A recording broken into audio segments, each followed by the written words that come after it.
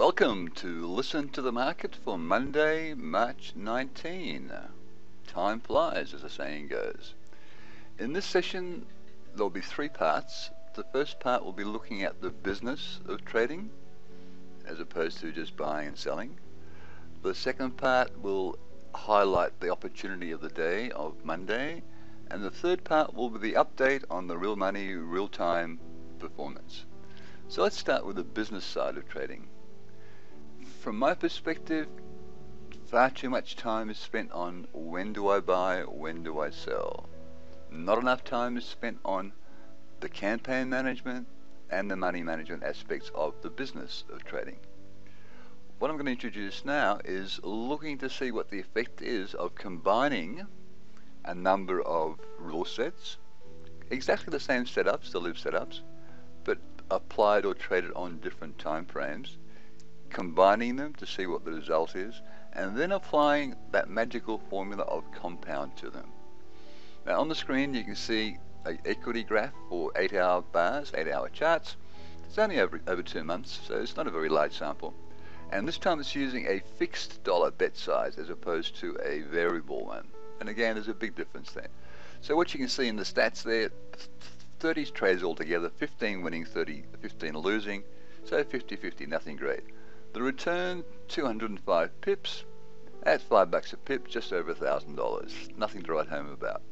The largest win, 70 pips, largest loss, 44 pips, so you got a nice ratio in through there. Largest drawdown, 92. Wins in a row, only 3. Losses in a row of 4. What I want to look at, what I want to focus on here, is a thing called dependency. And that simply is whether a win is more likely or not to be followed by another win, or a loss is to be more likely to be followed by a win or a loss. So what we're seeing here is a win followed by a win is only 43% of the time. So 57% of the time a win is followed by a loss. Something to bear in mind. On the other side, a loss is followed by a win 60% of the time. So that has a direct impact on compounding. Next screen that we can see here now is the 6 hour. So again, the same L.I.V.E setups, the same rules, and again over the same sample of a couple of months. As you would expect, the 6 hour stats give you more campaigns, more trades. The return's about the same and the other stats are about the same, but what you're beginning to see is that the dependency of a loss followed by a win is now larger, 71% of the time. After a losing trade, a winning trade comes along, and after a winning trade, a losing trade comes along. Now these are really important figures to bear in mind, both from an emotional point of view with trading and also from the perspective of compounding. Next screen that you see coming up now is a combination of the 8-hour and the 6 hour being traded simultaneously. And what we're seeing, the return has doubled to 406, no big deal. However, look at the return compounded wise, and that's better, 31% improvement with compounding.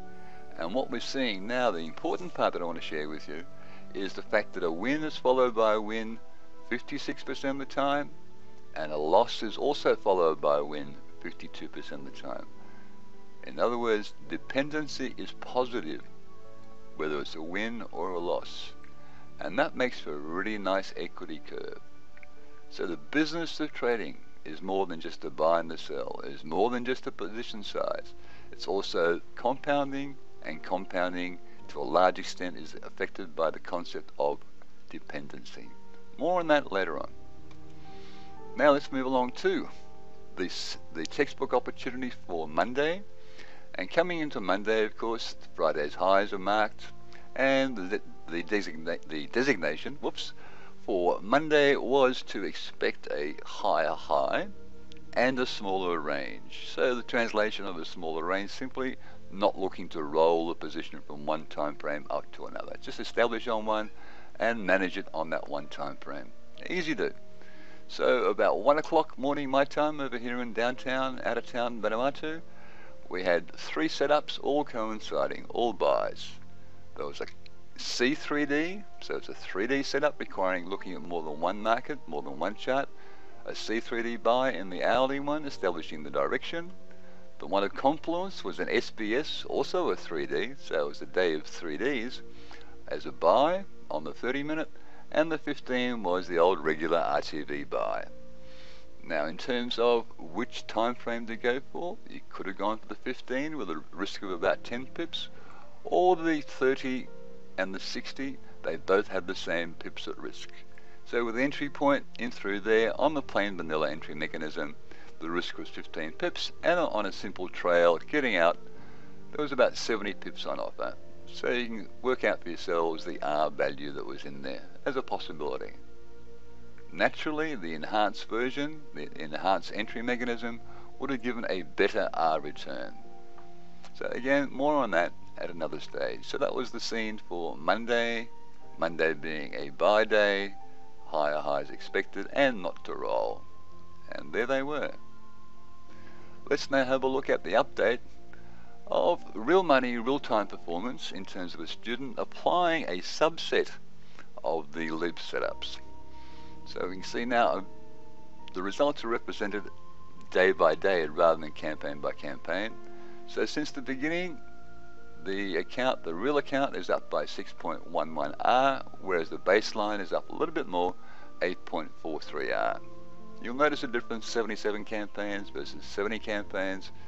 Well, there was just one day where TGIF struck, and it seems to have left its mark. In terms of the actual results, strike rate 50%, yeah, that's okay. Number of days in a draw, so out of 4 weeks, 6 days, just over a week in a drawdown, and the recovery factor was quite nice, 2.31 times the drawdown. Now what is interesting is the largest draw was 3.9%.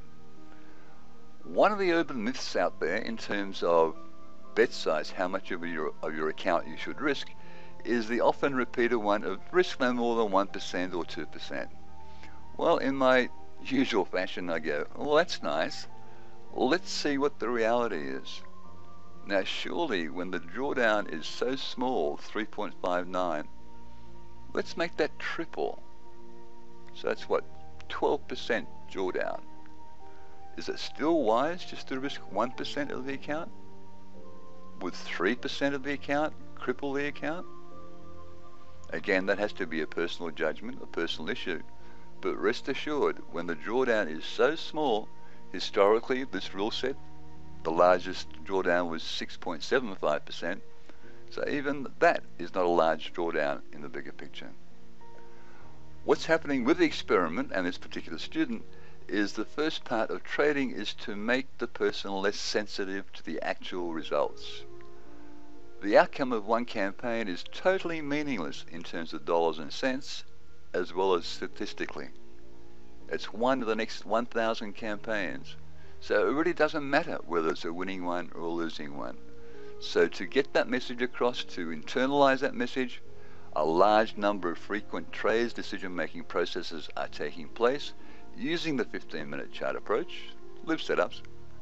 Down the track, when that person is comfortable with, hey, the outcome doesn't matter, it's one of the next 1,000 campaigns, and he's repeating that as a mantra, and yes, he is a boy. Once that becomes internalized and he lets go of the outcome, then comes the interesting part of trading from a more serious perspective. In other words, the top-down approach, bread and butter approach, and the results will be more in line, I believe, with what I've been presenting in terms of the top-down picture so far. So that gives you an update on what was there on Monday, an update on the business of trading, as well as the real money, real-time performance. So for 1 month, 6.1R, when it's 2% of the account, hey, that's not too bad. That's it for me. Always remember, it's a marathon as opposed to a sprint. Bye for now.